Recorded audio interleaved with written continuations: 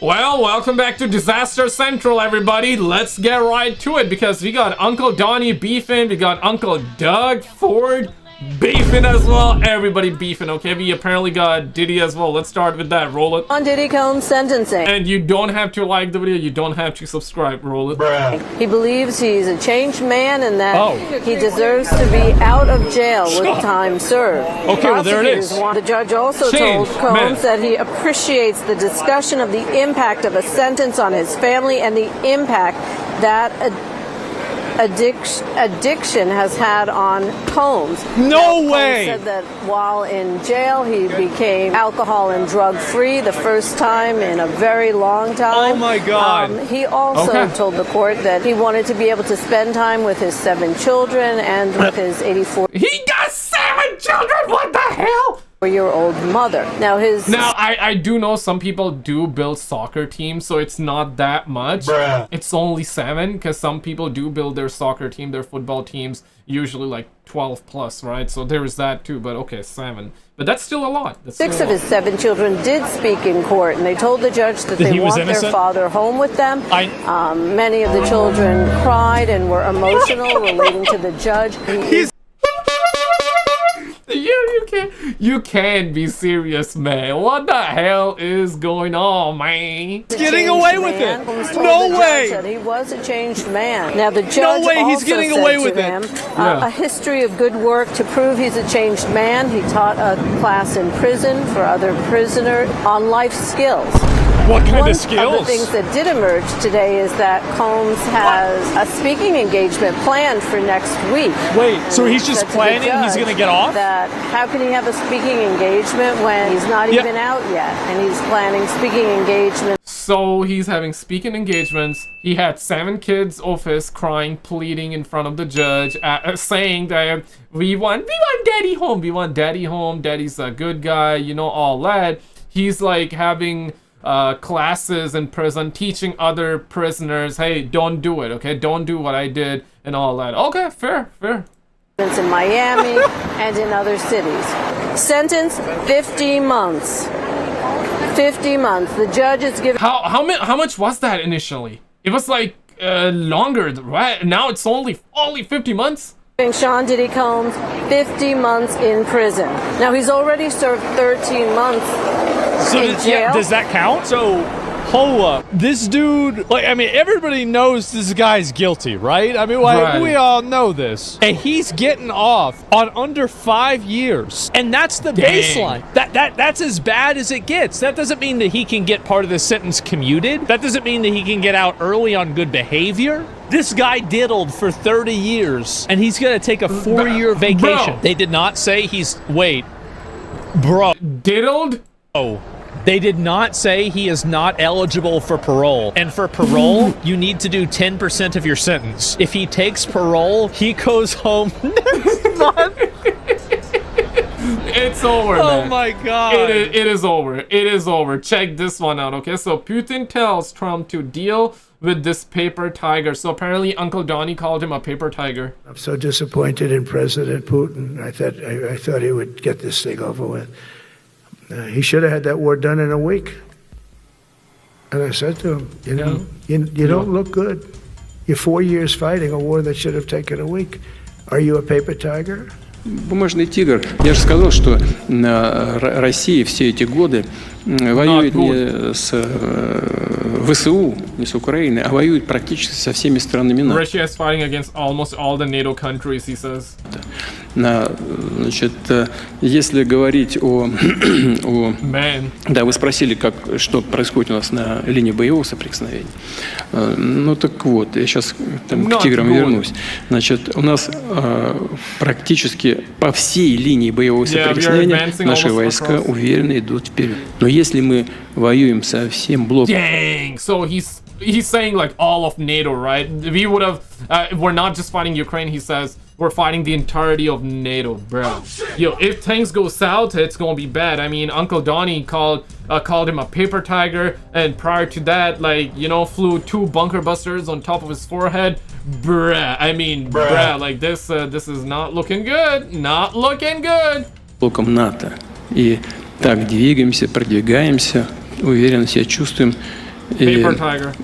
So, but given all this, we are a paper tiger, then what is NATO in this case? Dang, he reverse unoing right now. Значит, это бумажный тигр. Что тогда сама НАТО? Мы к этому относимся, знаете, очень спокойно. Я не знаю, в каком... Oh, thankfully they take it calmly. Okay, we got grandpas laughing out there. В контексте это было сказано. Как с иронией, может быть, было сказано. Yeah, okay, so there, we're gonna leave it at that. We're gonna now get down to Uncle Doug, man. The Canadian Thunderstorm, the Canadian Brock Lesnar. Ladies and gentlemen, I welcome you, Uncle Doug! Let's actually get to it. And real quick though, I gotta shout out you guys for the insane amount of generosity, because the YouTube channel, my YouTube channel was hit pretty hard because I talked about a specific country in the Middle East, starts with the letter I. Seems like you really can't talk about it, so I contacted YouTube rep, and all is good now. It will take a couple of days before the channel can be back to normal, but yeah, now I'm aware of what to not say, because there was a video that I made a couple of days ago, and in that I mentioned something and I showed something, and yeah, that was yeah, I really cannot get into details, but I now know what to not talk about when you mention the country in the Middle East starting with the letter I, okay? It's serious stuff, fellas. It really is serious stuff. You really can't talk about that country, because otherwise your YouTube channel would be sent to YouTube heaven, right? So it happened to me. I showed you guys in prior videos, but those of you that were there supporting the channel, thank you guys so much for all your generosity and all that. If you do have, appreciate the homie Resendix for 50, Drew for the 10, Sassy Medellin for the 10. Thank you guys so much for all the love. If you do have Twitter, X, or Instagram, I would definitely love to have you there, because you never know, right? All right, let's get back to the content here. Boo boo, roll it. It sounds to me like, or it sounds like all of us, I guess, that Governor Whitmer and you are on the same page in terms of your concern about what's happening. Was there any I mean, what can you guys as subnational leaders do? Well, continue growing the trade and increase that 61 billion US dollars that we trade back and forth, and we export about 38 billion, and they ship a little less, about I think it's 38, 20 some odd billion. But anyways, we want to grow that trade. And you know, President Trump's back at it again. This guy's too much. He's out there back on his 51st state. Again, I'm going to ignore him. I'm going to start focusing. Yeah, definitely ghost the homie. Ghost Uncle Donnie. Yeah, definitely ghost the homie. With our federal government, what we can do to be more competitive, to lower taxes. Yep. There it is. Lower the taxes. Lower the taxes. Lower the damn taxes, right? Yo, why are we paying 50+%? Granted, it's not everybody paying 50%, but still, like, the taxes here in Quebec, my man. Calisse de tabarnak de esti, m'en bats les couilles. Je sais même pas bats les couilles, bro. Les taxes sont tellement high, bro. The taxes are insanely bad here in Quebec, man. Damn, man. Love everything about Canada, man, but the taxes here gotta go, bro. Of course, there are some things other here and there that I don't like, but I mean, bruh, like, but I love Canada, bro. I love Canada, but taxes gotta go, man. Or when I say gotta go, lower it, okay? I understand. You know, maybe 10%, 20%, 50%! You suck it out of your damn mind! Environment and conditions for companies to come here and invest in Ontario. That's what we need to do. Yeah, well, you know, it drives me crazy, and yeah, I'll talk about them, but stop worrying about this guy. Let's start focusing on what we can do as a country, as a province, to attract more companies. We have Vic Fideli, and I always give the guy a shout out because I don't know how the guy does it. One day he's in Germany getting new business. Now he's over in Asia. He's taking a tour all around there, attracting more businesses. But what he did say, on a positive note, he said, Premier, the pipeline is full of billion-dollar investments. Yo, pause real quick, man. You want to make sure the pipeline is clear, bro. And I said, well, bring them back. Let's start announcing them.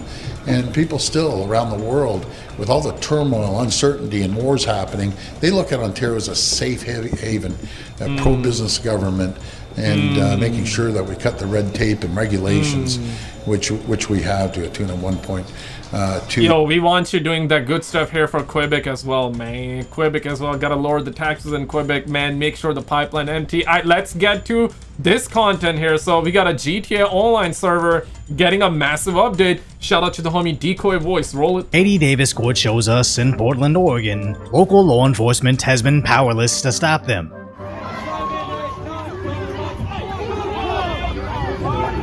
to the people! And that's not the only instance, as Brandy Cruz shows us the same. Kidnapper! Kidnapper! Your boss is that's a brother out here? Damn! You touch women like Bye! Where previously, Portland law enforcement hid from their tactical line dancing.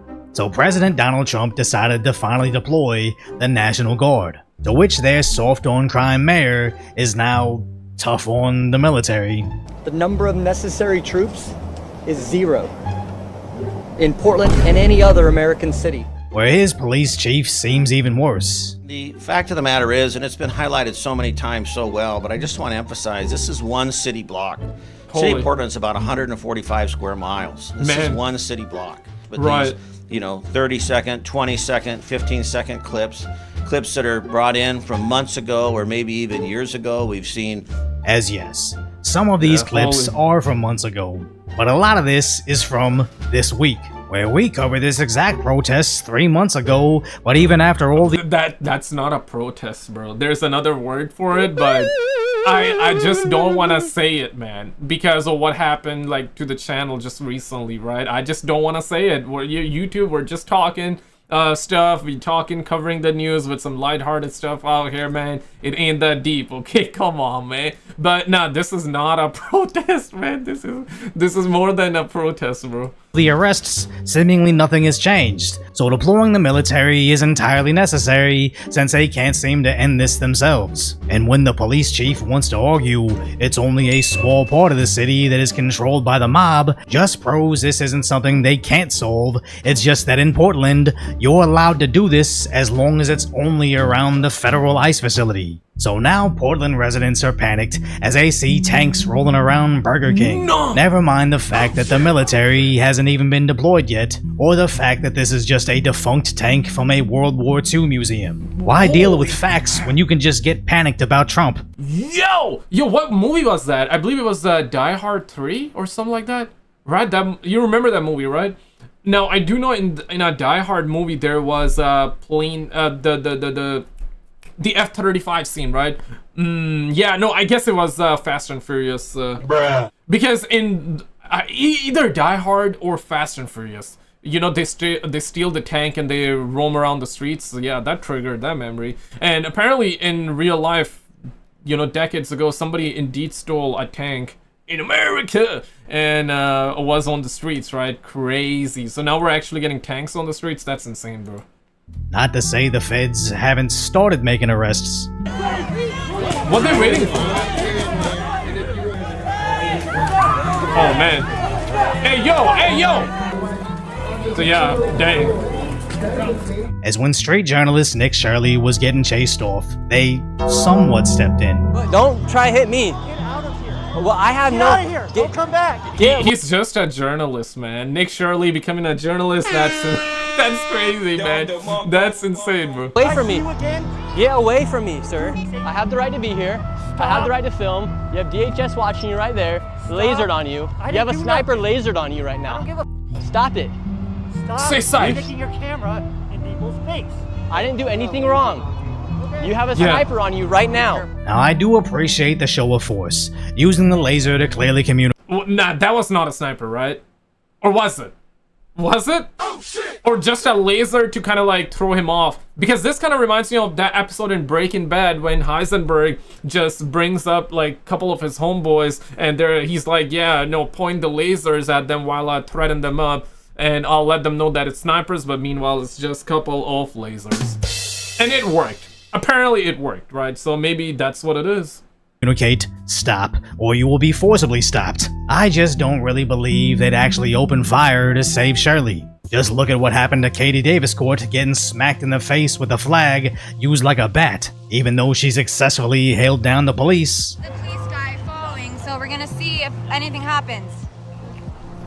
Well, yes, Jan Sport backpack. That one. Do not touch me. Her. Do not touch me. No, I'm not. I am not. I just said that you are. I'm underage. Do not touch her. Do not touch her. Do not touch me. I am underage.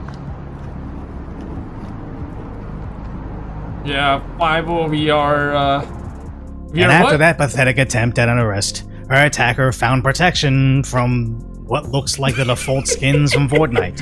Yo, man. Grow some balls to stop being a fucking snowflake. This can be serious. As Katie suffered a pretty bad black eye that I probably can't even show on here. But the mayor thinks this is fine. The police chief is willing to sacrifice your eye as long as it happens on just one block on behalf of the movement the mayor supports. I just wonder if even the military can save a place like Deep Blue Portland. As over in Chicago, Brendan Gutenschwager shows us they had the same issue with activists surrounding ICE vehicles. Yeah, it's literally a GTA Online server, my god. Yeah, oi! And recently, mass amounts of Border Patrol agents have been deployed to the city, to which the citizens are happy to see them. Brother, want a high five or what? Yeah, high five. But sometimes seemed ineffective. Yo, what? Hey. He's in a bike lane! He's in a bike lane! You're not allowed to touch him! He's in a bike lane! He's in a bike lane! Yo, I gotta say electric scooter's the best, but he's in a bike lane, officer! You're not allowed to touch him! Oh, yeah, he got it, yeah! There we go.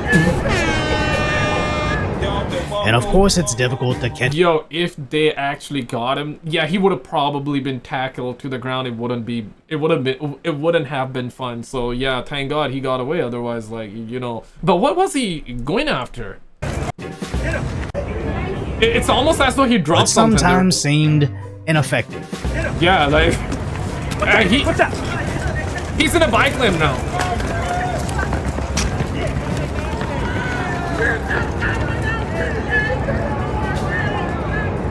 And of course it's difficult to catch up to a guy on a bike while wearing 30 pounds of equipment, but I believe with all the resources at their disposal, if they really wanted to catch him, they could have. But they seem preoccupied with other operations in the city. And that helicopter has just inserted snipers for the protection of all these federal agents you can see entering the building.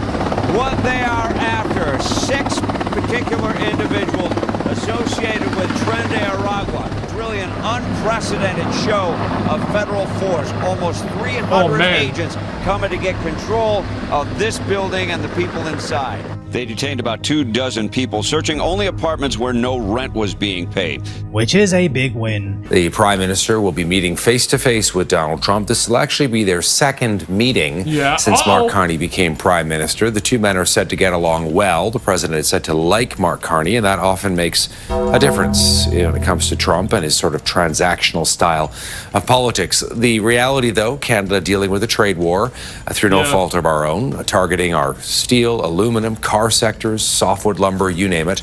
Man, gotta cut the tariffs, guys. Just hug it out, man. Damn, bro. Just hug it out, man. No more tariffs on either side, okay? For both sides, cut the taxes, okay? For both sides, for Americans, for Canadians, okay? Cut the taxes. Give everybody watching this video $1 billion first thing in the morning tomorrow, effective immediately, okay?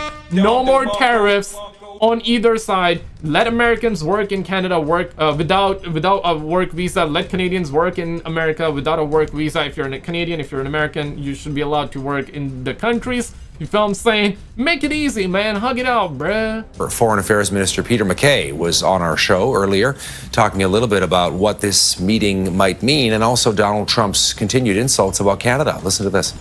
As long as this continued reference to the 51st state remains foremost in the president's mind, this is not an atmosphere that is going to make these type of negotiations easy, and it's something that absolutely enrages Canadians and isn't going to happen. It does absolutely enrage Canadians, and it also enrages Tom Mulcair, who is my guest joining us from Quebec, CTV News political commentator. Where's the calice de tabernacle? What the calice de tabernacle, the jelly beans is happening out here, bruh? Your former leader of the NDP. Tom, good to see you. Good to see you, Todd. All right, so what's going to come of this meeting? What do you think? I go back to something that Carney said early on in this effort. He said, no deal's better than a bad deal. So if he's getting on a plane and flying to Washington, he has enough of an indication that there are a certain number of things within reach. You know, there were indications this week that we would somehow be opening up supply management on dairy and allowing American milk onto the shelves of Canadian grocery stores. Now, that's not the end of the world in and of itself, except for the fact that Parliament enacted something just before the summer saying in any trade deal you can't touch supply management. So the way they're trying to describe it is we're not really affecting supply management, but there would be more American milk.